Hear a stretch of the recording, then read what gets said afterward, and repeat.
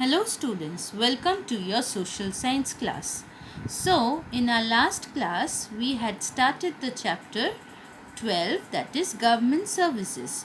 So, today we will move to part 2 of chapter number 12, government services.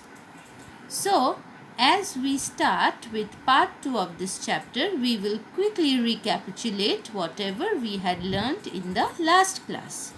So, the services that government provides for the welfare of its people are called government or public services. These services includes many requirements of the citizens like maintenance of law and order, protection from crimes, electricity supply, healthcare, education and many other sectors. So, in today's video, we will learn about the different types of government services. There are different types of government services as we have discussed earlier.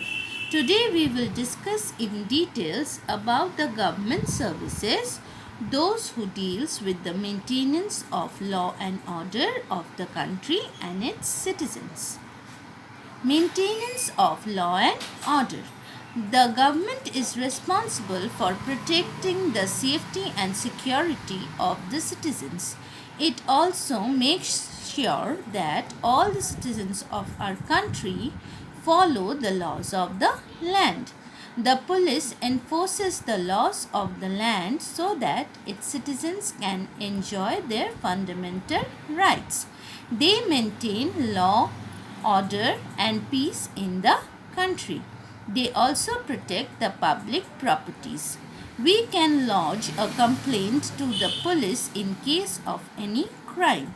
Police stations are located in different areas of every city or towns.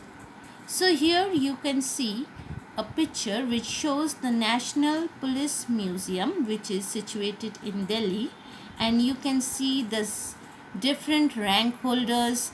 You can see the police, they are performing the march and the other pictures of the police. Now we move to another sector, that is the defense forces. Apart from the duties of the police, the defense forces plays a crucial role during the time of war and emergency. The defense forces includes the army, the navy and the air force. What is the role of the defense forces? The defense forces plays an important role during war and emergency. They protect the interests of the country and its people, especially in the borders. During the time of peace, our defense forces protects us from any possible threats and disasters. Now you can see the picture.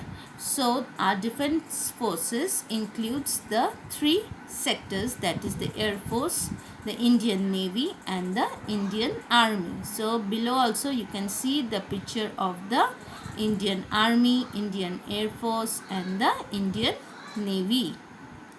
So your assignment for today will be to complete this filling the blanks. Thank you students, and that much for today's social science class.